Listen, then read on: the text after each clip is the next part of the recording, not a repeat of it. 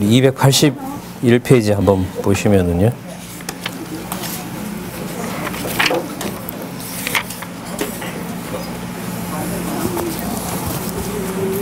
(282페이지에) 가면 칭호의 신학적 중요성 여기를 안내하고 있어요.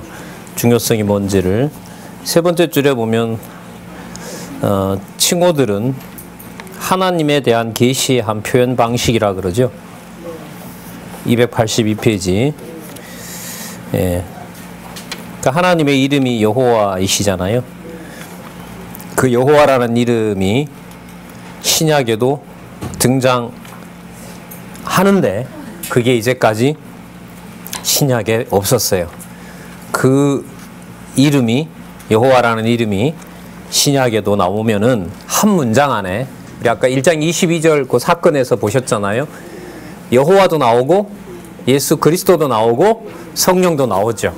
그리고 아까 고린도후서 13장 13절처럼 주 예수 그리스도의 은혜와 하나님의 사랑과 성령의 소통하심이라는 게 그게 떨어지는 게 아니에요.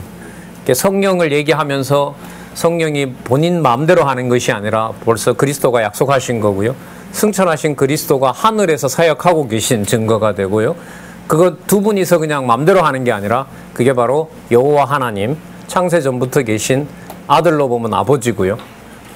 통치자로 보면 아들에게 맡겨주신 아버지가 되는 거고요. 그런 개념들이 정리가 되는 겁니다. 그러니까 한 문장에다가 한 사건에다가 아버지 하나님, 그 다음에 주 예수 그리스도, 그 다음에 보혜사 성령, 이게 한 문장에 들어온다는 말은 성령께서 한 사건으로 보게 하는 거예요. 그럼 한 사건 보게 하려면 시간적으로 이 육신에 속한 하나, 둘, 셋 이렇게 각각 떨어져 있는 이런 개념에 속한 생각과 몸을 가지고는 되질 않아요. 그럼 그게 믿어진다는 말은 창세전 영원한 세계, 장초 시간적으로 보면 올 나라지만 상태로 보면 영원한 존재에 있는 여러분들과 저를 통한 하나님의 존재 계시가 되는 거죠. 그게 교회입니다. 어마어마한 사건입니다. 이 사건은. 왜냐면 이 이방인 끝나면 유대인에게 돌아가서 바로 그리스도 오시잖아요. 보여줄 걸 다 보여주는 거죠. 성경의 창세기 1장 1절에서부터 요한계시록까지 여호와라는 이름이 성부, 성자, 성령 전통적으로 말하면요. 그 신의 이름이 다 담기는 일이 여러분들과 제 시대에 일어났다고 봅니다. 그래서 이 책이 가지고 있는 중요성은 의미분석 성경 개론이나 성경 강론 총서 반드시 바탕을 둔 놀라운 결론이 됩니다. 그래서 여러분 이 책 지나오긴 했지만은요. 그 앞부분에 97년도에 나왔던 이 책이 97년도 판이거든요.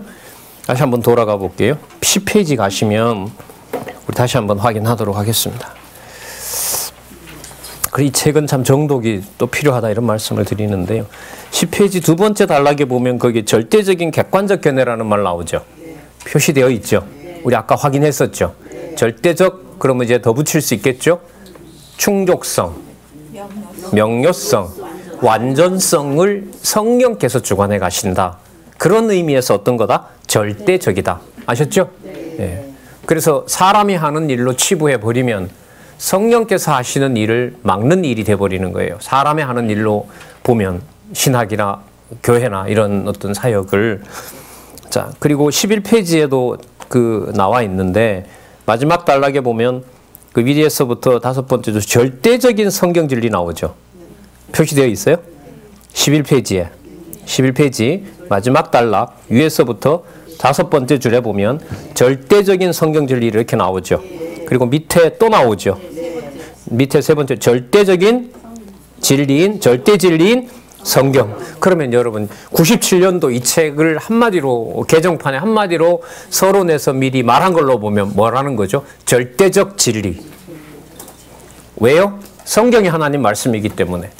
성경이 어떻게 되어 있기 때문에요? 충족성과 명료성과 완전성을 가지고 있고 그게 창세기부터 계시록까지 그 순서대로 꼭 그렇게 증거된다는 것을 강론집을 통해서 확증해 줬기 때문에. 그렇다면 신약 성경에 누구 이름이 나오는 게 여호와라는 이름이 나오는 게 맞죠. 자, 284페이지로 가보실게요. 가보죠. 자, 그 성자의 칭, 세 번째 단락에 보세요. 성자의 칭호는, 그게 신약이다 보니까요. 지금 소개하고 있는 거예요. 성자의 칭호는 주 예수 그리스도 이렇게 되어 있죠. 자, 성자에 대해서 주 예수 그리스도 이렇게 되어 있단 말이죠. 사실 이게 사도행전에 처음 나와요. 순서로 보면. 사도행전에 성령께서 오셔서 이제 증거하면서 이 개념이 나오는데요. 자, 문제는 이제 더 생각을 해볼 게 이 주라는 개념이에요. 그 밑에 보면 퀴리오스라고 나오죠. 이게 이제 헬라어거든요. 이걸 이제 영어를 좀 쓸게요. 영어에서 이걸 주에 해당되는 이렇게 대부분 번역을 했어요. 이게 이제 우리로 오면 주께서 이렇게 돼요. 그런데요, 이 키리오스라는 말은 헬라어잖아요. 그럼 키리오스의 구약의 원 개념은 뭐냐? 이게 여호와예요. 여호와의 칭호는 그 우리 봤지만 체바오트도 있었고요, 엘로힘도 있었죠. 엘로힘이 보통 전능자, 하나님 이렇게 소개가 되는 거죠. 자, 뭐 다른 이방신에도 뭐 알라 뭐 이렇게 할 때 그 하나님이라 부르는데 여호와는 없어요. 거기는 그 여호와 이렇게 되는 거죠. 자, 유대인들이 여호와, 엘로힘도 있고요. 또 하나 여러분들 뭐가 있냐면 아도나이도 있어요. 아도나이도 있어요. 자, 이 아도나이라는 말이 누구를 말하냐면 여호와를 말해요. 근데 여호와라는 이름을 불경스럽게 여기기 때문에 여호와라는 말을 부를 수가 없어서 그 여호와라는 건 쓰긴 써요. 영어 그냥 알파벳으로 쓸게요. 이게 전부 자음이에요. Y가 O라는 음가가 있고요. H가 이것도 자음이거든요. 뭐 히읗의 의미가 있고요. 이것도 여러분 이응에 가까워요. 이응 두 개 붙어 있는 이런 음가고요. H는 이렇게 되는 거고요. 이게 전부 뭐라고요? 이게 자음이에요. 그러니까 쓰기는 써도 모음이 없으니까 뭘 못해요? 발음을 못 내죠. 맞죠? 그러니까 써놓기만 하고 발음은 뭘로 하느냐? 아도나이 이렇게 불러요. 아도나이 이렇게 해요. 자, 그래서 그러면 이게 신약의 헬라어로 번역이 되면서 기록이 되면서 그 개념을 사도들이 사용하는 히브리 사람들이지만 사도들이 마태, 마가, 누가 같은 경우는 헬라 사람이죠. 진짜 자기 언어인 헬라어로 기록하고 사도 바울은 당대의 모든 언어를 다 알고 있었고요. 히브리어도 알고 있었던 바리새인이고 로마에 유학했기 때문에 로마어, 라틴어도 알고 있었고 그러니까 가이사한테 갈 수 있는 거죠. 그리고 세계 공용어였던 헬라어도 알고 있었던 거예요. 예수님 죽으실 때 보면 요한복음에 가면 예수님 명패 위에다가 뭐라고 쓰죠? 유대인의 왕 예수 그리스도. 그러니까 유대인들이 자칭이라고 써라. 그랬더니 빌라도가 아니다, 난 내 쓸 거 썼다. 자칭이 아니라 맞다, 저분이. 이런 어떤 의미를 가지고 있거든요. 뭐라고 쓰냐 하면 로마어로, 히브리어로, 헬라어로 세계 모든 언어로 볼 수 있도록 예수님 십자가 이후에 명패에 세 나라 언어로 쓴 거예요. 아주 중요한 상징적인 의미가 있죠. 그렇게 예수 그리스도가 유대인의 이름으로만 불리는 게 아니라 누구의 글자를 가지고도 이방인의 글자 가지고 예수가 만방의 이름이 드러날 것을 요한복음 마지막 사건에 그런 장면이 나와요. 굉장히 놀랍죠. 자, 다시 말씀드릴게요.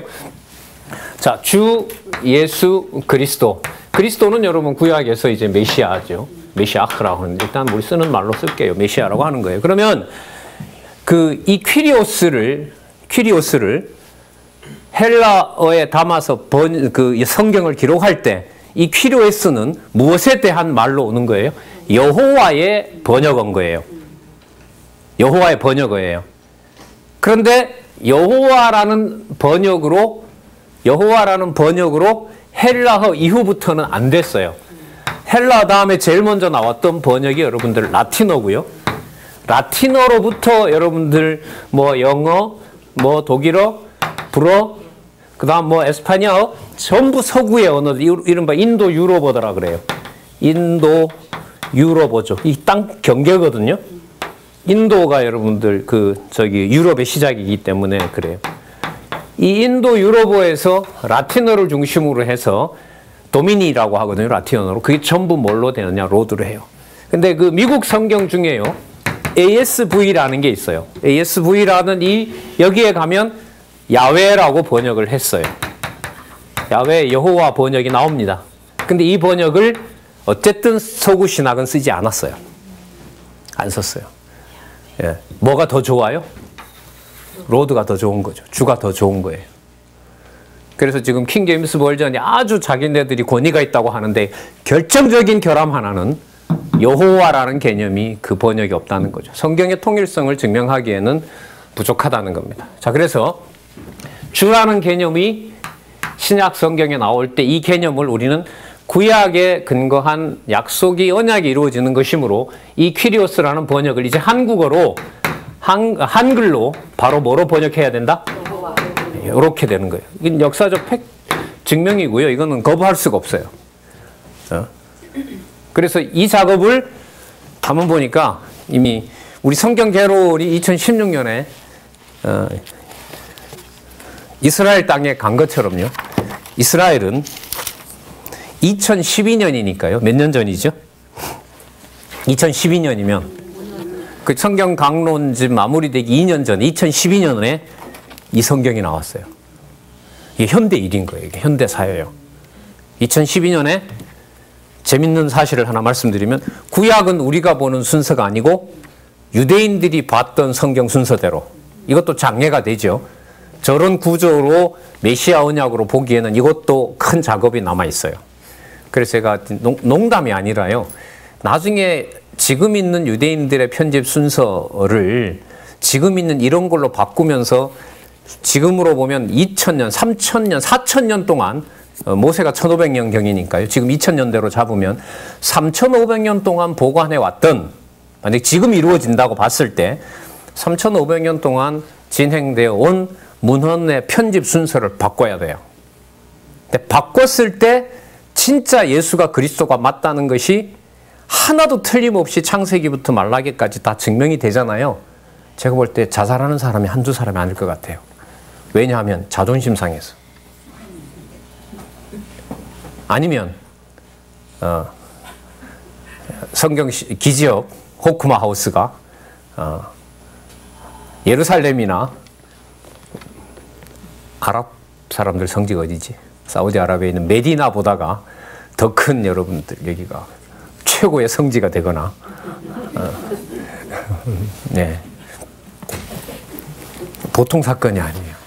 여러분들이 어떤 유교 집안의 전통을 하는 막 수천 년 동안에 통일 신라 시대 때부터 우리 가문의 정체성을 확인해 준 족보가 있는데 그걸 여러분들이 자녀들이 이제 한학을 공부하고 우리 조상이 이렇고 이걸 다 가지고 있는데 그게 엉터리다라고 이렇게 봐야 된다고 시커먼 아프리카 사람이 한국어를 공부해서 여러분들 족보에 대해서 족보 이렇게 봐야 된다고 쫙 설명을 하면 기분 더럽게 나쁘겠죠. 맞죠? 그 내 가문 보다가 그 사람이 내 가문을 더 잘 알고 그게 답이 맞으면 그 이상이죠. 유대인들에게 돌아갈. 이게 다 무슨 개념하고 연관이 돼요? 여호와 개념 때문에 그래요. 여호와예요. 그래서요. 이 시간 이후부터 과감하게 제안을 드리면 주 예수 그리스도 앞에 있는 이 주라는 개념은 예수가 그리스도라는 사실로도 가면서 그러니까 이 주라는 개념을 이 책에서는 뭐라고 번역하고 있냐면 아도나이라고 번역을 하고 있는 거예요. 아셨어요? 그러니까 주 예수 그리스도가 어떻게 나오냐면 아도나이 예수와 메시아 이렇게 나와요. 그러면 아도나이라는 말은 유대인들이 원래는 무슨 낱말을 쓰고 싶었는데 여호와라는 말을 쓰고 싶었는데 여호와라는 이름이 불경스럽게 해서 모음만 적어놔. 지금도 모음만 적어놨습니다. 지금도 예? 이렇게 모음만 적어놨어요. 발음을 못해요. 안 해요. 하려고 하지 않아요. 그런데 이 여호와라는 이름이 누구 앞에 붙어요? 누구 앞에 붙어요? 이른바 나사렛 예수한테 붙는 거예요. 여러분 나사렛 예수가 귀한 칭후예요? 욕이에요? 거의 준욕이에요. 저 나사렛 출신인데 이거란 말이죠. 근데 그 나사렛 예수 앞에 뭐가 붙어요? 아도나이가 붙고 그 아도나이는 바로 뭐와 연결이 돼요? 여호와라고 연결이 돼요. 그래서 유대인들에게 앞으로 일어날 일은 이걸 생명처럼 지키는 사람과 이거 진짜 말도 안 된다. 그 성경신학 저거 빨리 저거 다 태워버려야 된다. 저거 놔두면 안 된다. 이런 전쟁이 모르겠어요. 권력을 잡은 사람이 성경신학의 이런 증명을 받아들이지 않는 사람이면 믿는 사람 다 죽여버리겠죠. 그 유대인들에게 어떻게 보면 진리를 지키고자 하는 사람들, 예수님 재림하실 때 이방인 구원은 이미 끝나는 거니까요. 뭐 어느 시점인지 우리는 모르지만 지금 우리 시대는 이방인의 마감과 유대인이 돌아오는 시대에 겹쳐 있고 누구보다가도 우리는 의미분석 성경 개론에 신약 성경에 뭘 넣어야 된다. 누가 들어와야 된다. 여호와가 들어온다라는 주장을 했고 그 근거를 2016년에 예루살렘에 번역이 됐고요. 2012년에 우리는 2016년에 맞다. 아도나이가 여호와고 그게 누구하고 연관된다? 누구하고 연관된다? 그 주라는 말 속에는 그럼 이 주라는 아도나이라는 말은 누구와 누구의 경계어가 될까요? 과거에는 여호와 아도나이였다가 신약에 오면 아도나이가 여호와가 연관이 되어서 아도나이가 여호와의 성취가 되는 누구에게로요?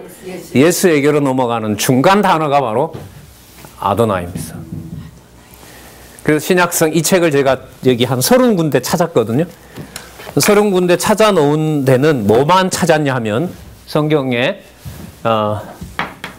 주 하나님 그러면 주 하나님이라고 했을 때는 제가 찾아본 거에 보면 한 90%가요 여호와예요. 이게 한 30개에서 한 50개 정도 될 것 같아요 추정상. 그러면 여호와라는 말이 50개 정도밖에 안 나오느냐? 여호와 하나님은 그래 나와요. 근데 문제는 이 주가 누구 앞에 붙는다는 거예요? 누구 앞에 붙는다는 거예요? 예수 그리스도 앞에 붙는다는 거예요. 그러면 주 예수 그리스도. 자, 적어볼게요. 주 예수 그리스도. 그리고 또 어떤 표현이냐 하면 주 예수. 그 다음에요. 제자들이 예수님을 부를 때 주께서 가라사대 이랬을 때 주의 번역어가 뭐라고요? 이게 아니요. 아도나이라고요. 그 아도나이인데 유대인들 전통에서는 아도나이를 이름을 함부로 부를 수 없기 때문에 아도나이라고 부르지만 머리로는 뭘 생각한다? 여호와를 생각한다는 거예요. 그러면 자, 주 하나님, 주 예수 그리스도, 주 예수, 주께서 그리고 어떤 본문에 가면 이 주가 반복이 되는 복수로 나타나요. 한 문장 안에. 다윗을 통해서 구약에 그게 나왔죠. 내 주가 내 주께 말씀하시기를. 맞죠?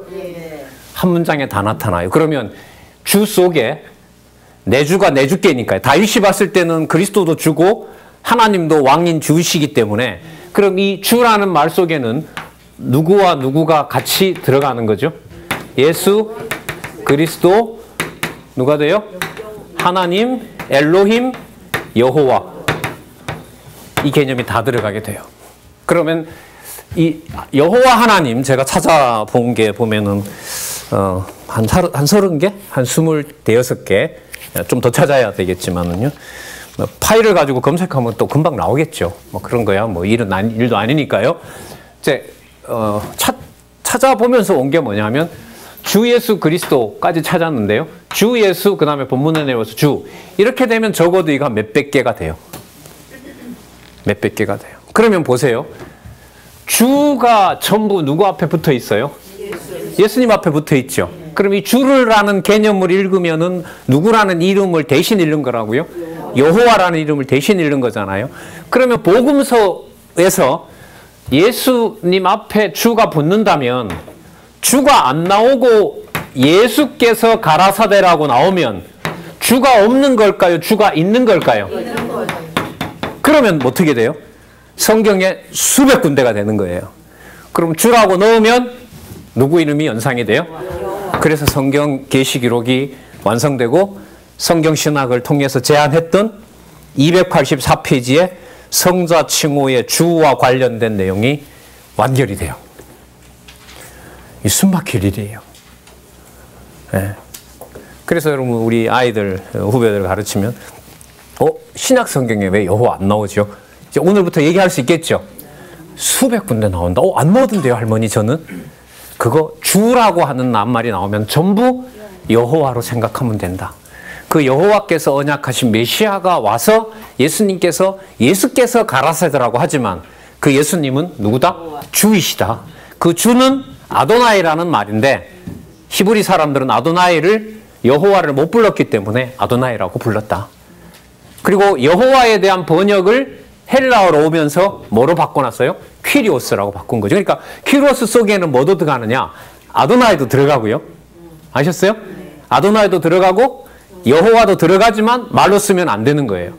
아셨어요? 그 다음에 그 존재를 보통명사로 하나님이라고 불러요. 이른바 전능자로 불러요. 사역과 연관해서 보면 그분이 만군이에요. 만왕의 왕, 만주의 주가 되는 거죠. 요 낱말들이 어느 낱말에 다 담겨 있어요? 퀴리오스라는 헬라어에 다 담겨요. 근데 이걸 그 다음부터가 문제였던 거죠. 전부 뭘로 갔다? 로 들어간 거예요. 그리고 지금 우리 성경에는 전부 뭐로 번역했어요? 주께서 이렇게 하면서 이 번역을 보는 거예요. 아니요. 이제는 뭘 보시라? 여호와를 보시라. 결론이 맞죠. 그래서 다른 부분들은 책 소개에서 그렇게 중요한 이걸 일단 해결함으로써 나머지 것들은 나머지의 어떤 모든 신학적 논쟁들도 이 속에 결국 다 들어오게 된다 이런 생각이 들어요. 그러니까 얼마나 가깝겠어요. 구약 어디를 보다가 바로 폈는데도 그 자리에 누구 이름이 나와요? 여호와가 나오니까요. 여호와가 나오니까. 그래서 앞으로 성경 보실 때에 요럴 때요. 예수께서 성령께서 예수께서 주 예수 그리스도께서 그 다음에 어디 갔지? 여기 주 예수께서 주 예수와 이런 말도 나오거든요. 그럼 주께서 그러니까 요한계시록에 가면 주께서라는 말이 이게 예수 그리스도를 말하는지 여호와 하나님을 말하는지 모르게 막 섞여 있는 구절도 몇 개 있어요. 요한계시록에 가면 그거 지난번 요한계시록 강의를 할 때 제가 소개를 드렸어요. 그러니까 시작은 가만 보면 여호와 하나님인데 나중에 보면 그게 누구를 얘기를 해요? 어린 양 예수 그리스도를 말하는 거예요. 그럼 그게 이상 중에 보여준 영원한 천국이기 때문에 분리가 돼야 안 돼요? 안 되죠. 그러니까 여러분들과 저를 왕 같은 제사장으로 삼아서 그리스도와 더불어 왕노를 시킨다는 것은 이방인에게 준 엄청난 복이고요. 아담에게 처음에 했던 생육하고 번성하여 땅을 다스리라고 했던 하나님의 형상으로 통치자의 약속을 아담에게 했던 약속이 여러분들과 저에게 이루어지고 있는 엄청난 사건이에요. 우리의 영광을 높이려는 건 아니죠. 창세전에 계신 창세전부터 존재하는 영원한 여호와의 계시로 드러난 영원적 언약 성취 이게 지금 천국으로 영원한 천국이 우리가 살고 있는 이 시대에 지금 교회 성취로 재림을 향하여 가고 있는 겁니다. 이미 이루어졌고요. 뭐로 보면 이거로 보면 그러면 여러분들 성경 신학에 관심을 갖고 복음을 들으려는 사람을 하나님이 이제 준비해 놓으셨겠죠. 그런 사람들에게 성경을 안내하고 말씀을 전해드리고 하는 일은 다른 어떤 것과 비교할 수 없는 마지막 일이 우리들에게 이루어지고 있다 이런 생각이 들어요. 그래서 284페이지에 좀 유의해 주시기 바라고요. 자, 성령은 자기 마음대로 하시지 않죠. 맞죠? 성령은 그런 특징이 뭐가 있냐면 성령께서는 어느 시간과 공간에 매이는 사역을 안 하세요. 여러분 예수님은 골고다에서 죽으시면 로마에서는 못 죽으세요. 아셨어요? 물리적으로 봤을 때 예수님이 갈릴리에서 강론을 하시면 여기 시흥동에 와서는 할 수가 없다고요. 시간도 다르고 공간도 달라요. 하지만 성령은 아니에요. 성령은 로마에서도 하고 예루살렘에서도 하고 시흥동에서도 역사를 함께 해요. 그게 그리스도가 빨리 가시고 싶은 이유예요. 그래서 그걸 하늘에서 아버지 우편에서 보증하시고 성령을 보내셔서 성경은 그래 좀 그런 의미에서 뭐 이게 정답은 아닙니다. 구약 성경은 1100년 동안 기록이 됐는데 신약 성경은 60년경으로 잡아도요. 95년에 완결되니까 35년 동안 그냥 빨리 끝내버렸어요. 계시록이 빨리 끝냈다고요. 누가 다 봐야 되니까. 로마도 봐야 되고, 맞죠? 예루살렘도 봐야 되고, 시흥동에도 와야 되고, 시간과 공간을 초월해서 모든 하나님의 자녀들이 빨리 볼 수 있도록 성령께서 약속하신 일을 이루어 나가는 일. 그게 여러분들 지금 성경신학 총서 결론인 성경신학 개론에 이렇게 소개가 되고 있다고 보시면 돼요. 자, 개혁 나온 거예요. 285페이지 두 번째 단락에 가면 성령의 칭호가 나오죠. 성령 앞에 뭐가 붙어요? 보혜사라고 붙죠. 거기 보면 보혜사라는 말이 파라클레토스라는 말 나오죠. 밑에서부터 두 번째 줄 찾으셨어요? 파라클레토스라는 말은 여러 입장이 있는데 거기서는 진리를 가르치는 자, 이제 성경에 근거해서 48번 각주 보시면 요한복음 14장 16절 17절에 나와 있죠. 다른 데도 나옵니다. 15장에도 나오고요. 16장에도 나오고. 자, 제가 읽어볼게요. 내가 아버지께 구하겠으니 그가 또 다른 보혜사를 너희에게 주사. 또 다른 보혜사라는 말은 다른 사람이 아니라요. 예수님이 가면 스승이 있어요? 없어요? 없죠. 선생님 가버리면 안 됩니다라고. 아니다. 다른 선생님이 오신다. 근데 그 선생님을 내가 보내고 아버지가 보내는 것이기 때문에 너희들에게 훨씬 더 유익하다. 나 따라 다닐 때 그렇게 바보같이 멍청하게 이해하지 못했던 거 성령이 오면 다 생각나게 한다. 자, 진리의 영이라 세상은 능히 저를 받지 못한다. 맞죠? 세상이 알아들어요? 못 알아들어요? 못 알아들어요. 왜? 세상 얘기가 아니니까. 세상 얘기가 아니에요. 그래서 여러분들 이 통로 있잖아요. 어디로 가? 여기로. 다섯 번째, 하나님과 세계와 인간의 관계도에서 인간 안에 여러분들 뭐가요? 생기가 갇혀 있는 것처럼 보이지만 아닙니다. 갇혀 있는 게 아니고요. 생기가 생명의 근원 되시는 영원한 세계에 계신 하나님의 영원한 생명이 공급되기 때문에 인간 안에 갇힌 것이 아니라 인간을 인간되게 하는 생명입니다. 아셨어요? 그리고 이 그림만 보면 안 되겠죠? 아셨어요? 생기가 어디에 묶여 있어요? 잘 보세요. 생기가 인간 안에 있지만 어디에 묶여 있어요? 생명의 근원에 있고 인간을 떠나 있잖아요. 이건 어디에 속해요? 영원한 세계에 속하죠. 영원한 세계에 계신 하나님 여호와의 계시에 근거해서. 어마어마한 사건이에요. 그게 눈으로 현상으로 보면 우리가 유대인들이 눈으로 현상으로 보고 예수님을 죽인 것하고 똑같은 거예요. 그래서 이제 우리 교회 학생들한테도 야, 맞기 전에 한마디는 해라. 창세전 성도다. 죽이려면 죽이고 살리려면 살리십시오. 그래도 이게 그냥 농담이 아니고요. 이게 이제 성도가 가지는 엄청난 고난이죠. 성령께서 함께 하셔서 영원한 하나님의 계시를 보여주고 있고요. 자, 이게 보혜사라고 나오잖아요. 이런 보혜사 구절을 보다가 여기만 나오나 좀 더 찾아볼까 하는데 또 나오더라고요. 여러분들 참 성경 찾아보실래요? 요한일서 2장 1절 찾아보겠습니다. 거기다 메모도 하시고요. 요한일서 2장 1절.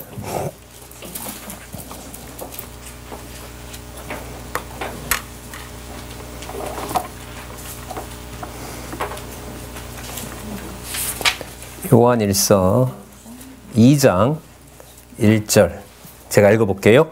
나의 자녀들아 내가 이것을 너희에게 쓰면 여러분 내가는 여기서 보면 사도 요한이지만 그 안에 누가 주관해 가신다고요?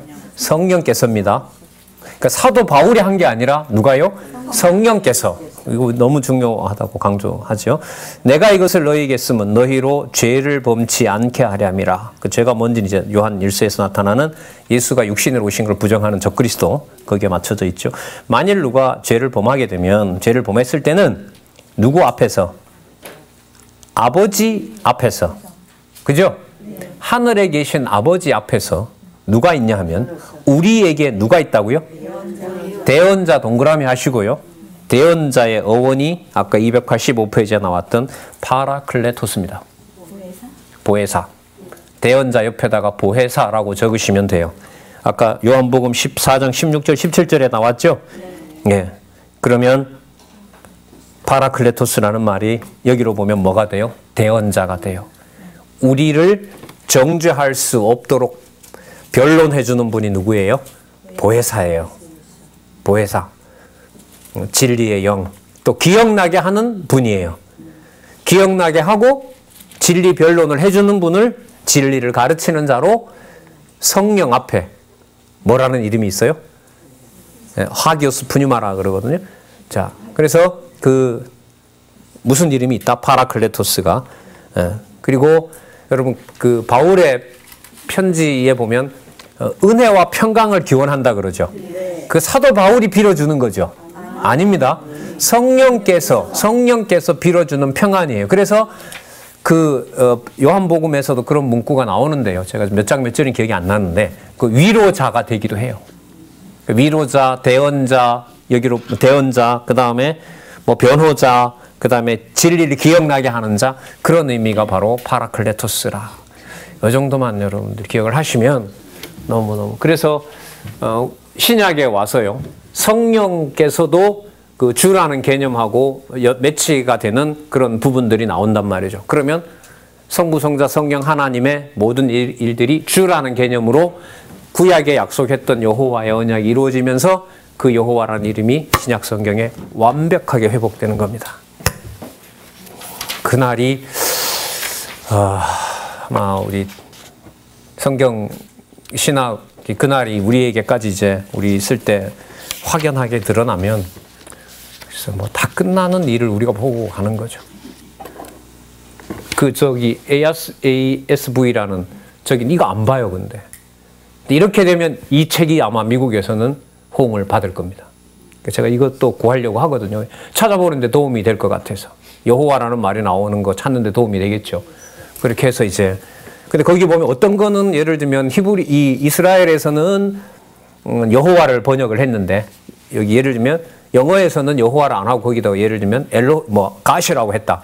이런 거 왜 그렇지라고 하면 그런 건 우리가 이제 결정하면 되죠. 우리는 이 의견을 따른다.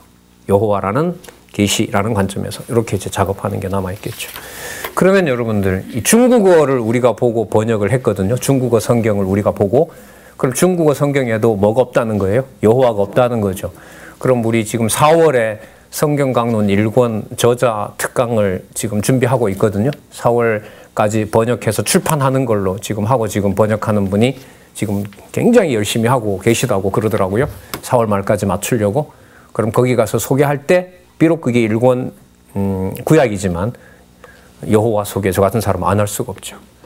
당장 중국어 난 잘 모르지만 중국어를 신약에 나타나 있는 그 주라고 하는 개념을 다 여호와로 바꿔서 읽으면 1권에 대한 것의 연결성이 선명하게 드러난다. 이렇게 안내를 해주겠죠. 이게 남의 일이 아니잖아요. 그죠? 예? 나와 무관한 일이 아니잖아요. 그죠? 엄청난 걸 보는 거예요, 사실. 여러분들.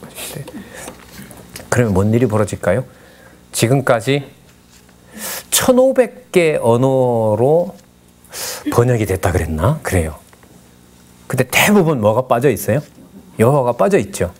그 여호와 복원하는 일이 신약에도 나온다라고 무조건 넣지 말고 논리적 근거를 대라. 그건 성경신학에 가서 확인해라. 성경신학이 뭐냐? 팍스 더 테올로지라는 게 있다. 팍스 더 바이블 테올로지라는 게 있다. 검색해봐라. 그 ibtor.kr에 가면 지금 우리 방송사에서 우리 장로님이 지금 다른 것도 다른 거지만 되게 관심 쓰는 게 그 강론에 나오는 그 이 성경신학 이 저자의 그 워딩을 영문으로 말함과 동시에 자막으로 넣는 걸 지금 이 방면 저 방면으로 알아보는데 현실적으로는 비용이 너무 비싸서 한 페이지에 여러분 지금 50만 원이에요. 엄두를 못 내요. 그건 뭐 수십억, 수백억까지 가니까 기다려야죠. 하나님 때를 주시면은 그게 들어가게 되면 ibtor.kr만 소개하면 여호와를 무조건 갖다 넣는 게 아니라 성경적 근거가 있구나. 그럼 이방인에게 다 전해지겠죠. 그 다음 유대인이 마지막 주자로 아까 얘기를 들면 분통을 터뜨리면서 자존심이 상하지만 반박은 할 수가 없고 지금 어디에서 이루어지는 강의의 어떤 장로님이 그래요. 써먹으려니까 써먹고는 싶은데 들어보면 인간적으로 써먹을 게 없으니까 되게 괴로워한다고들 그러시더라고요. 자존심은 상하지만 맞다 이렇게 되면 너무 큰 걸 보는 거죠. 너무 큰 걸. 그러면 여러분들, 사도 바울이 2000년 전에 그리스도를 아는 지식을 그리스도를 아는 지식이 최고이고 나머지 모든 지식은 이미 배설물로 여긴다고 했으니까 이미 쓰레기가 된 건 2000년 전이거든요. 근데 하나님이 바로 주시진 않고, 여러분 이 성경신학 개론 90년에 나왔다가 여러분 97년에 재판됐고, 이제 저는 이제 이것도 이제 결정판을 남겨놓고 있겠죠. 그렇게 되면 딱 마무리가 되겠죠. 그러니까 이 책 쓰여진 순서가 87년도 성경 개론이 나오고 결론인 성경신학 개론이 나온 것처럼 성경신학 개론, 의미분석 성경 개론이 완결판이 나오고 동시에 똑같은 방식일 것 같아요. 제가 볼 때는 동시에 뭐예요? 성경신학 개론이 쓰이면, 근데 본론은 이제 부담이 없잖아요. 다 써놨으니까. 그래서 아마 너무 기뻐서 아마 이거 망가진 귀까지도 다 회복이 될 수 있었으면 참 좋겠습니다. 너무 큰일이에요, 여러분 진짜. 그래서 이 책을 서론과 본론을 모르면 뭐 그런가 보다 이거예요. 그러나 성경을 바탕을 가지고 이 책을 보면 이게 전통 신학과 뭐가 다른지, 무슨 일이 벌어졌는지를 알 수 있는 책이 되는 거죠. 자, 그래서 이게 결론인 거죠. 자, 286페이지 한 번 또 소개해 드릴게요. 두 번째 단락에 보면 성자의 칭호 가운데 여기 소개해요. 주라는 거 있죠. 주라는 칭호는 성자 하나님께서 세우실 교회, 즉 천국의 주인이 되시고 지배자가 되셔서 다스릴 스스로의 사역과 밀접한 관계에 있다는 말 나오죠. 그런데 이 내용이 선지서에 가면 누가 한다고 그래요? 만군의 여호와 내가 한다고 그래요. 그럼 여기서는 그 설명을 아직 못하고 있죠. 그러나 이 내용을 가지고 근거가 뭐냐라고 물으면 구약에 있는 무슨 개념이 들어와야 돼요? 일단 아도나이로 번역했고요. 그 아도나이는 누구를 가르친다? 여호와를 가르친다. 그럼 성령께서는 이미 붙여놓은 겁니다. 신약 성경에 나오진 않지만 여러분들과 제 기억난 머릿속에는 주 속에 왼쪽에 언약으로 보면 누가 들어와 있고 여호와로 가고요. 아셨어요? 주 여호와로 가고요. 왼쪽에 성취로 보면 주 누구로 가요? 예수 그리스도로 가는 거죠. 그 개념이 여호와니까 여호와라는 개념으로 신약과 구약이 붙잖아요. 맞죠? 그러면 성경 전체 제목을 보세요. 뭐가 맞아요? 여호와 계시. 구약은 아까 언약으로서 여호와 계시. 신약은요? 성취로서 여호와 계시. 그게 카운트다운에 들어갔어요. 로켓 쏘아올리는 거하고 비교가 안 되는 일이에요. 여러분들과 제가 이런 시대에 살아요. 어떤 지식도 별로 겁나는 게 없고요. 왜 겁나는지 없는 증명 하나 할까요? 올 초에 세계적 과학자라는 스티븐 호킹이 신은 존재하지 않는다. 자연의 섭리다. 내 같은 병 신이 관여한 게 아니고 자연의 섭리였다. 너무 그렇게 부담스러워하지 마라. 마치 신적 존재처럼 그렇게 해방의 메시지를 전하면서 죽었거든요. 저자에 의하면 비겁한 아인슈타인은 살아있을 때는 공개를 못하고 죽기 전에 친구한테, 그래서 그 친구가 그 전에도 공개할 수가 있었겠지만 어쨌든 안 됐죠. 얼마 전에 나온 경매에 붙여진 한 장의 편지, 세계에서 가장 비싼 편지 32억짜리 그 아인슈타인의 편지에 보면 하나님은 존재하지 않는다. 그리고 내가 유대인이기 때문에 똑똑하다고 했던 거 빼라. 내가 유대인이기 때문에 똑똑하다는데 유대인이 가지고 있는 이른바 신에 관한 이야기, 구약도 다른 신화처럼 똑같은 거다. 그래서 나를 유대인이기 때문에 똑똑하다는 말을 더 이상 하지 말라. 스스로 버려지는 거 아니에요. 그래서 저는 이게 기분이 별로 안 나쁜 게 맞다. 저 두 사람이 과학적으로 증명했을 것 같으면 뭐가 필요 없어요? 필요 없죠, 이게. 필요 없죠. 이게 다 거짓말이 돼야 되죠. 당연하다. 그러니까 세상의 지식으로 할 수 없는 걸 이미 사도 바울은 결론을 이미 내리도록 했죠. 다 그 쓰레기들이다. 허접 쓰레기들에 불과한 것이다. 자, 287페이지 좀 개념 하나 또 볼까요? 성자의 칭호 가운데 임마누엘이 있죠.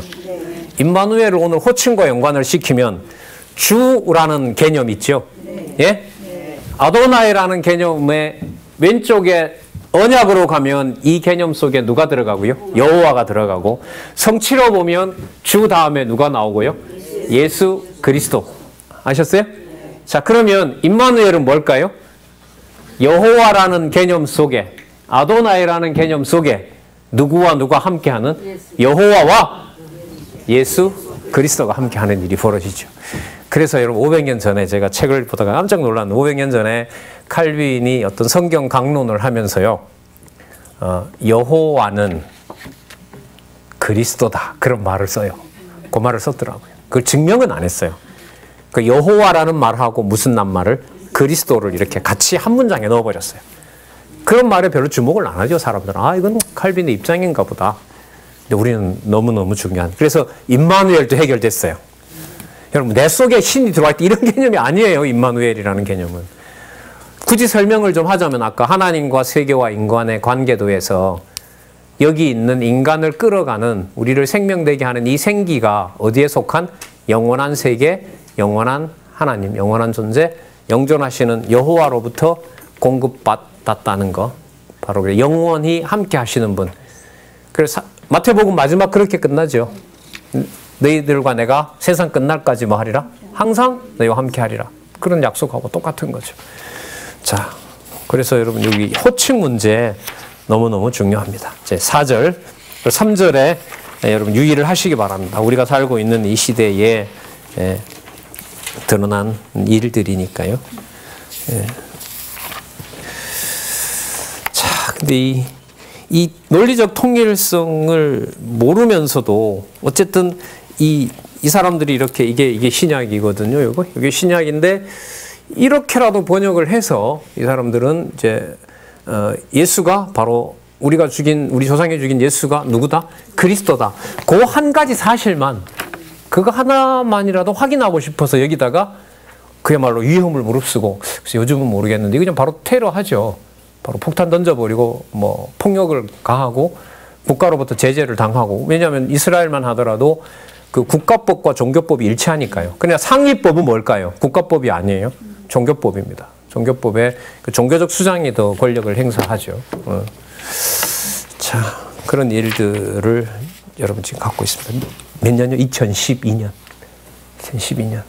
우리는 이수고에 뒤따라서 2016년에 줬고, 그 번역만 해놓지 말고 구약의 언약한 대로 신약의 메시아로 온 분이 예수가 맞다. 그것도 도움을 하더라. 그러면 앞으로 이 성경을 유대인들에게 소개하면서 번역한 의미분석 성경이라는 히브리어판도 주게 되면 아마, 글쎄요, 제일 먼저 누가 줄지는 모르겠습니다만 이미 줬는지도 모르겠고요. 그 이스라엘에 있는 우리 두 선배, 우리가 알고 있는 한 분은 번역하는 일을 했던 분이고, 또 한 분은 또 복음 전하고 있고, 그분이 이렇게 몇 년 전에 메일로 보내온 거예요. 이게 날짜가 적혀 있네요. 2017년 8월 혹은 9월에 받음. 몇 년 전이죠? 1년 한 3, 4개월 전에 이게 온 거예요. 제가 여기다 해놨어요. 2017년 8월 혹은 9월에 받음. 찾으면 나오겠죠. 마태복음부터 이렇게 나와 있어요. 신약 성경의 여호와로 표기된 부분. 원어 성경에는 여호와를 아도나이로 되어 있는 부분입니다. 아까 저 아도나이 설명한 거죠. 자, 왜 이 말을 쓰냐? 여호와라는 말을 못하기 때문에 뭐로 번역한다? 그러니까 퀴리오스라는 말에다가 뭐예요? 여호와도 쓰고 아도나이도 못 써요. 두 개 다 쓸 수는 있어요. 그러니까 읽으려면 퀴리오스에는 뭐를 적어야 돼요? 아도나이를 적어야 돼요. 그럼 아도나이라고 읽으려면 읽지만은 아도나이 속에는 뭐가 들어가 있다? 여호와가 있는 거죠. 그걸 마태복음부터 해서 지금 A4 좀 간격을 줘서 저한테 보낸 게 9페이지니까요. 요한계시록까지 매 페이지마다 한 15개에서 20개 정도. 그러면 20 곱하기 9 하면 요것만 봐도 180개 정도 나옵니다. 이게 이제 이렇게 왔어요.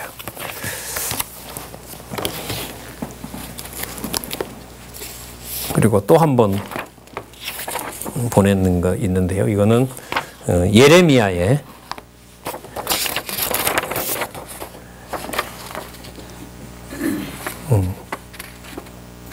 예레미야에 있는 거 힌트를 받으라고 또 본인 그래서 이 부분에 대한 내용들, 그러면 자, 아도나이라는 저 개념 속에 헬라어로 넘어오면서 또 신약, 구약의 내용들이 연관이 되면서 우리 여호와 계시다라는 것을 충족시켜주고 있는 것이다, 이렇게 보면 됩니다. 자, 295페이지 복음서에 계시된 하나님 여호와, 이건 여러분 이제 여러분 성경 신학 개론의 특징은 뭐냐 하면은 우리의 몇 장 몇 절에서부터 왜 위에 편까지 가는 거 있잖아요. 편권 장절까지 갈 때 다시 말로 말씀을 드릴게요. 그 몇 장 몇 절에서부터 여호와 계시까지 갈 때 의미분석 성경 개론은 큰 틀에서 이제 몇 장 몇 절까지 요약으로부터 시작해서 전부 여호와 계시라는 걸 보여준 거고요. 성경 강론 전집은 몇 장 몇 절에 나오는 무슨 낱말까지도 여호와라는 걸로 증명을 한 거고요. 성경 신학 개론은요, 중간쯤에서 우리로 보면 한쪽 가로 정도에서요, 한쪽 가로나 번호 없는 숫자에서 위로 간 거예요. 아셨어요? 자, 요거 보면서 설명을 드려볼게요. 자, 여호와의 언약과 성취 섭리도가 있는데, 이걸 전체 창세전의 근거 말고요, 안에 있는 창조부터 심판 있죠. 요 내용을 창세기부터 계시록까지 논리적 연관성을 가지고 있다고 확증한 것이 의미분석 성경 개론. 아셨어요? 그 다음에 성경 강론 전집은 그 태초에 하나님이 천지를 창조하시니라가 의미분석 성경 개론은 요한계시록 마지막 절까지 연결된다는 것을 증명한 것이 의미분석 성경 개론이고요. 성경 강론 전집은 태초에 하나님이 천지를 창조하시니라는 것은 창세전 근거가 있다. 요한계시록 마지막 장 마지막 절도 창세전 근거대로 이루어진다. 그래서 바깥 그림을 확증한 것이 성경 강론 전집. 아셨어요? 그래서 아까 두 번째 단락 말씀드리는 거예요. 두 번째 단락은 그게 창세기든 출애굽기든 마태복음이든 요한계시록이든 모든 두 번째 단락은 이 모든 창조부터 심판까지 확증했던 계시의 근거가 어디에 속해 있다? 창세전 여호와 하나님의 언약에 근거한다. 그래서 이게 성경 강론 전집이라고 보시면 돼요. 그 내용은 보면 본문들이 수천 가지 해설을 한 것처럼 보이지만 근거로 보면 두 번째 단락에 해당되는 어디에 있는 근거요? 창세전 영원한 언약 성취를 보여준 거예요. 그럼 결론은 뭘까요? 결론은 좁혀서 동그라미까지 다 내려와서 교회 성취, 설립, 무장, 투장까지 나오고 바울이 고린도전서 1장에서 어디까지 얘기하고 그 부분까지 다 풀었잖아요. 그럼 이제 결론으로 가야죠. 결론은 뭐냐 하면 근거를 가지고 창세기부터 요한계시록에 쓰였으므로 이 모든 것은 창세전에 존재하시는 여호와의 계시였다. 그럼 어디서부터요? 중간쯤에서부터, 아마 이쯤에 있는 동그라미부터, 아니 이쯤에 동그라미, 예수의 언약 중에 마태복음에서 4가지 정도에 해당되는 한 5단계 정도에서 안으로 들어가는 것이 아니라 어디로 올라가요? 위로 올라가서 여호와 계시를 딱 증명하면 창세기부터 요한계시록까지의 근거가 창세전에 있었던 여호와의 계시입니다. 딱 증명이 되고, 오늘 강조드린 것은 신약 성경에 따라서 여호와라는 개념이 너무너무 많이 들어가면서 여호와의 메시아 언약을 여호와의 메시아 성취로 이루셨다. 그걸 저희들이 정리를 할 수가 있었던 겁니다. 자, 그래서 295페이지에 보시면 복음서에 계시된 여호와. 자, 그러니까 위로 올라가는 구조인 거예요. 아셨어요? 창세전으로 나가는, 왼쪽으로 가는 거예요. 창세전으로 가고 오른쪽에 저기 끝나는 그 성취로 가는 거고요. 강론은 그런 면에서 보면 뭐 하는 거죠? 내려오는 구조죠. 몇 장 몇 절 무슨 개념으로 내려오는 구조죠. 그럼 내려오면 위에 게 자동적으로 따라오는 게 아니고 성령께서 그 개념 하나를 읽어도 누구의 계시로? 여호와의 계시로, 여호와의 존재 확증으로 안내를 하고 있다는 거죠. 그래서 저는 이게 저한테는 매우 중요했는데요. 유다서 같은 거 딱 한 장인데 저기서 무슨 권위를 찾지? 전 제가 인문학에서 철학으로 했으니 철학 공부를 했잖아요. 그러니까 막 수십 권, 어떻게 보면 막 뭐 100여 권, 뭐 이런 100여 연구서까지 그런 책도 있어요. 뭐 사서삼경 해설해 놓은 거 막 수십 권. 야, 저 정도 규모가 돼야 무슨 진리가 아닌가. 꽤 오랫동안 좀 이게 고민이 되더라고요. 근데 그게 이제 분량 문제가 아니다라는 데 자유로워지면서 아, 그렇지.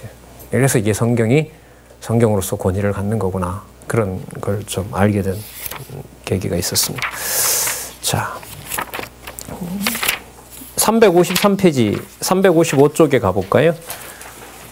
자, 그러면 여러분 아까 복음서에 계시된 여호와 또 복음서에 계시된 하나님 거기에서 아까 이 칭호 문제를 중요하게 여겨야 되겠죠. 그죠? 예, 중요하게 생각을 하시고 355페이지 가면 어디에? 사도행전에 계시된 하나님 여호와 이렇게 정리하시면 되고요. 자, 또 넘어갈게요. 385쪽에 가시면 어디에 계시된 하나님?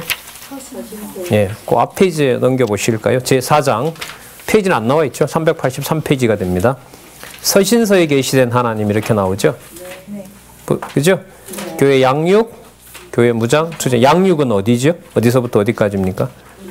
로마서부터 갈라디아. 그리고 칭의의 복음 나오고 무장은 에베소부터 빌레몬까지. 교회 투쟁은 우리서부터 네. 거기에서 중간 허리쯤에서 쭉 위로 올라가면서 여호와의 존재를 확증하고 있고 전통 신학이 뭘 못했는지를 비판적으로 보면서 대안을 제시하는 거예요. 자, 그렇게 보시면 돼요. 그리고 오늘은 어쨌든 역점을 여호와라는 개념의 회복을 여호와께서 해주신 걸로 강조를 많이 드렸습니다. 자, 마지막 한번 볼까요? 447페이지. 계시록에 계시된 하나님 여호와. 그 계시록 읽으실 때요. 주라는 개념이 나오면 계시록은 어느 경우보다가도 주 속에 여호와와 그리스도가 아주 가까이 있어요. 느낌으로 보면. 보시기 바랍니다. 그러니까 전부 계시록의 내용이 이상이잖아요. 이상이니까 여러분들 이 땅에 속한 걸까요? 아닐까요? 아니죠. 그리고 시간과 공간을 넘어선 거예요. 그리고 그게 앞으로 올 게 아니라 이미 있는 거예요. 아셨어요? 전에도 있었고 지금도 있고 장차 오실 이기 때문에 그분이 하나님일 뿐만 아니라 그분이 그리스도도 되세요. 그래서 특히 요한계시록을 읽으실 때 주라는 개념이 선명하게 성부를 얘기하고 성자를 얘기하는 것도 있지만 의도는 주 속에 이스라엘 사람들이 번역하고 있는 아도나이라는 개념 속에 누구와 누구가 같이 들어있다? 여호와와 메시아가 같이 들어있다. 그걸 꼭 염두에 두시고 보시면 여러분들 내면적으로 삼위일체에 대한 여러분 이런 두려움이나 부담을 다 지울 수가 있어요. 성경을 제대로 읽으면 삼위일체 문제가 해결되지 다른 거 가지고는 안 된다. 이게 지금 신학 시간이니까 그렇게 우리가 변증을 얼마든지 할 수 있습니다. 자,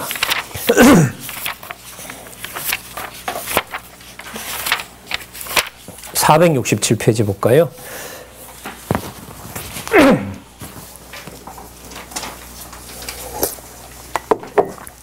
거기 보면 그리스도의 왕국을 보이심 이렇게 나오죠. 네. 여러분 그리스도의 왕국이라는 게 본문에 나온단 말이죠. 그러면 여기에 여호와라는 이 개념을 의식하고 보는 것하고 의식하지 않고 보는 것하고 차이가 있을까요? 없을까요? 엄청납니다. 지금 성경이 결론에 지어지는데 그리스도에만 한정되면 그야말로 그리스도 중심이 돼요. 엄청난 거죠. 구속사 중심이 돼요. 그러나 이 이름은 무슨 개념과 분리가 안 된다? 여호와와 분리가 안 된다. 그런 의식이 좀 필요하고요. 넘겨보실까요? 468페이지.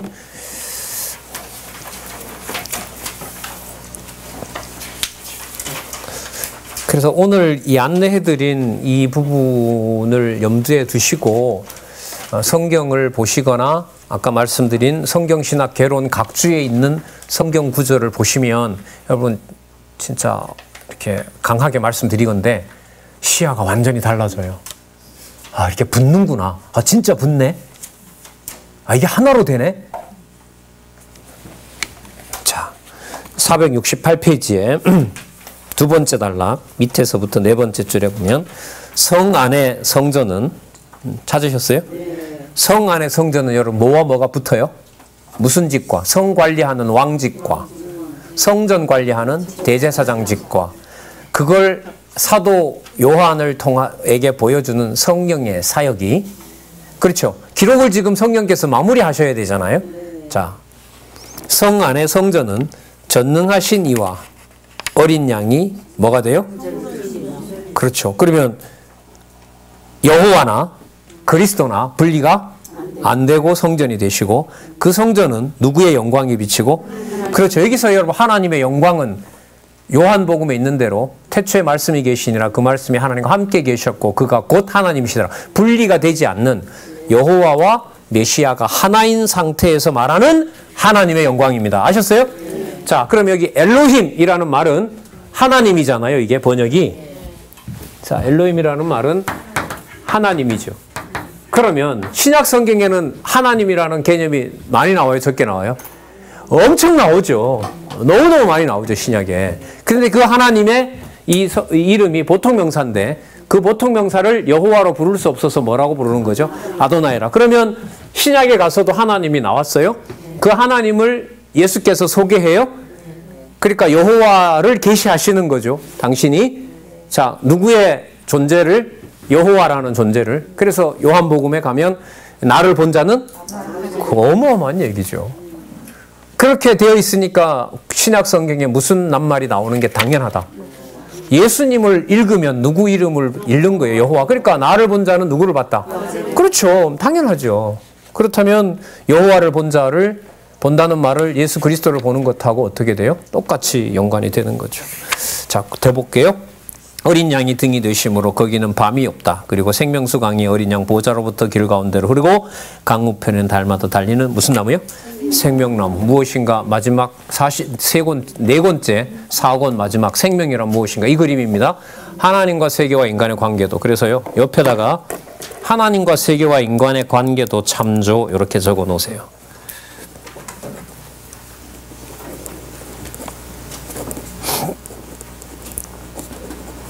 그 그림을 보시려면 나머지 언약 성취 섭리도도 연관이 될 거야, 안 될까요? 당연히 되죠. 왜 되느냐? 470페이지에 나오거든. 한 장 넘겨보세요. 나오죠? 네. 그러면 무슨 그림하고 무슨 그림이 딱 붙어야 돼요? 그렇죠. 하나님과 세계와 인간의 관계도와 하나님의 언약과 성취 섭리도. 그럼요, 이게요, 하나님의 언약과 성취 섭리도의 동그라미가 10개거든요. 그럼 이 동그라미 10개 속에 뭐가 있냐면 이게 다 들어간다고 보시면 돼요. 제가 증명을 해볼게요. 아담에게도 영원한 생명이 공급되죠. 그럼 이게 들어가 있는 거죠. 아브라함에게도 들어가 있는 거잖아요. 그럼 다윗에게도 들어가 있는 거죠. 그럼 동그라미 안에마다 뭐가 들어가게 돼요? 하나님과 세계와 인간의 관계도가 들어가죠. 그렇게 보는 거예요, 도표가. 나머지도 그렇게 연관이 돼요. 사단도 그 안에 들어가서 자기 일을 하게 되는 거고요. 그래서 여호와의 언약을 이루는 도구가 됩니다. 자, 그 표현이 실제가 아니고요. 실체지요. 오타네요. 영원적 언약 성취 천상. 거기 실제라고 나왔죠. 오타죠. 실체적 언약 성취. 자, 이렇게 해서요. 시간이 좀 지났네요. 시계도 안 보고 너무 흥분해가지고. 예, 하여튼 올 한 해요. 성경신학 총서에 대해서 강의보다는 해설에 맞춰서 얘기했고, 마지막에는 신약 성경의 번역 여호와가 나올 수밖에 없다는 것을 같이 말씀을 드려서 저로서도 큰 소득이 있었던 올 한 해라고 봅니다. 그래서 1년 전이기 때문에 2월 달에 했기 때문에 총서 시작이 어떻게 되고 어떤 문헌으로서 가치가 있는지는 오늘까지 들어가면 이제 뭐가 한 38강의가 되나요? 10번이니까 38강을 통해서 성경신학을 문헌으로 확인하고 또 확증하고 여호와 계시로 확증하는 데 여러분들 도움이 되시기를 바라고요. 더 저도 치밀하게도 공부하는 계기가 됐으면 좋겠습니다. 예, 기도하겠습니다. 하나님 아버지 감사합니다. 귀한 시간 허락해 주시고 성경을 여호와 계시로 하나님 하나도 땅에 떨어지지 않고 또 떨어뜨리고 싶지 않은 마음으로 우리에게 귀한 영혼을 허락해 주셔서 감사합니다. 하나님 더 깊은 생명, 영원한 생명을 우리 영혼에 하나님 담고 싶습니다. 여호와께서 지켜주시고 보호해 주시기를 간절히 소원합니다. 예수님의 이름으로 기도드렸습니다. 아멘.